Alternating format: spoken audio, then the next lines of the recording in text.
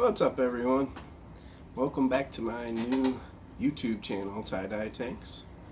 My name is Jeremy, and in the last couple videos I showed you my first tie-dye 101 video. I showed you equipment that you needed to tie-dye. I also put some links to some places where you can get this equipment down in the descriptions.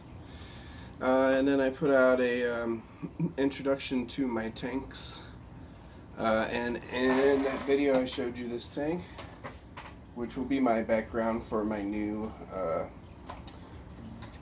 videos that I put out from now on. That was my 29-gallon shrimp slash guppy tank. It's going to be full of animals here soon because they breed like crazy. Today I am here to show you how to mix dyes. When you go and order your dyes from the companies that I gave you last time, Dharma Trading Company is the one I get most of my dyes from. They of course will ship them to you in a box, and you'll get them in plastic containers. And in that video I told you about the sizes of containers. There's a 2-gallon container, or I'm sorry, a 2-ounce container, which is a little bit smaller than this one. This is the 8-ounce container, and then there's a 16-ounce container, which is a pound, of course. But when you get the dyes, there will be, on Dharma's website, they have a chart that tells you how many teaspoons you should be using per for 8 ounces of water. So it's all based on 8 ounces of dye, which is half of this bottle right here. It's a 16-ounce bottle. So the chart that they give you shows you, like I said, how many teaspoons of dye you should use per 8 ounces of water. This is bright green, as you can see there, and this is two teaspoons per 8 ounces of dye, or per 8 ounces of water dye. This is going to be most likely on a lot of your lighter colors like pinks, orange, yellow, greens, lighter blues, some purples, and this, as you can see right here, there is a little star right next to this T. Anything with a little star like that is an indicator that it is a 4 teaspoon per 8 ounces of water dye. And these are usually on a lot of the blues, some of the darker greens, some browns, some purples, reds, usually anything that's a darker shade of that color. And then you'll see on this one that there are 2 stars. And anything with 2 stars is going to be quadruple the amount of dye, so it's going to be 8 teaspoons per 8 ounces of water. That you only find that on really dark blues or blacks. There are some other colors, but anything that's super dark, you're going to need more dye for. Now, after you get those dyes, you have all your other equipment that I showed you in the last video, like your measuring spoon, your measuring cup, your funnel, and your bottle. Now you can get started on your on mixing your dyes now. Now there are several ways to mix dyes. The most simple way that you can use, which is what a lot of people are going to use at first because they don't have some of the other equipment that other people do, or just don't have the knowledge, which is why I'm here to give it to you, but they'll do it directly in the bottle. And as you see, I've put my funnel in here, and I'll show you the process of doing this. Now, I'm not going to actually take any dye out of here because I've already put the dye in here.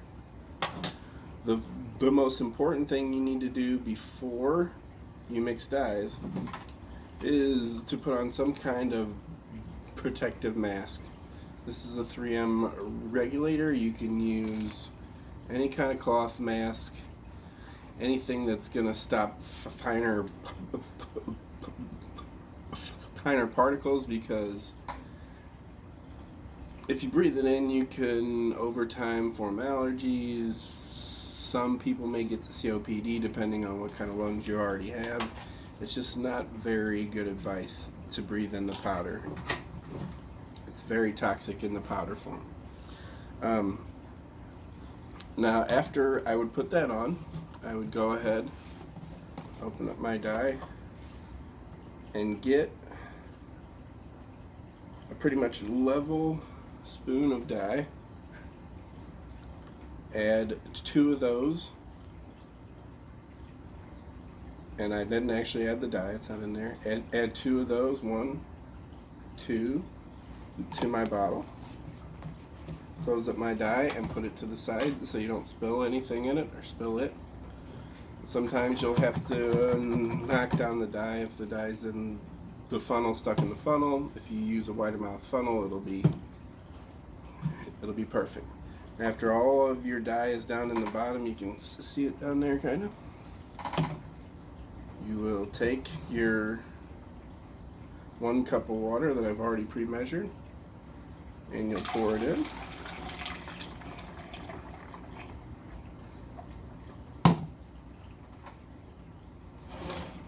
Remove the funnel, tap it a little bit so some of that excess goes down in there.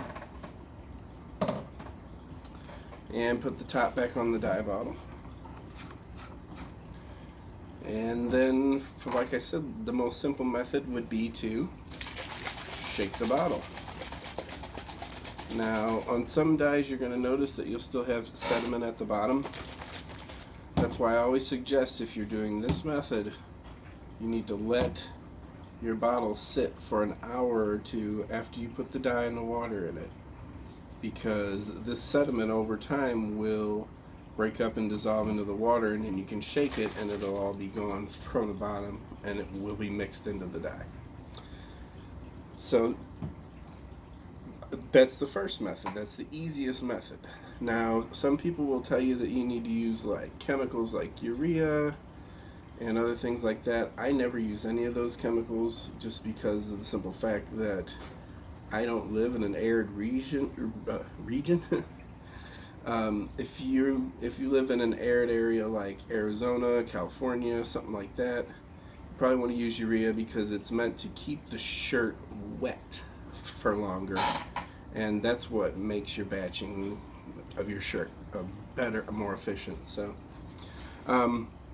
now the other method that I use sometimes for a lot of my dyes is to use a blender. And what's good about using a blender is that if you use just the bottle method, sometimes you will get chunks of dye, sediment in the dye on certain dyes, especially dyes like fuchsia or yellow. Sometimes any kind of like a fuchsia color is really bad. Black sometimes as well too. It leaves a lot of sediment. So for those dyes especially, I will use the blender, and it's just the same process as before. You open up your blender, which I've got it backwards. So. Open up your blender, put your dye in first, then put your water in like I did before, and then I would put the top on and blend this on just a high setting. You don't really have to have any kind of specific setting, but just a high setting for about a minute. And that should mix your dye up to where you don't have any sediments, and you also get all of the color out of every granule, so your color will be deeper.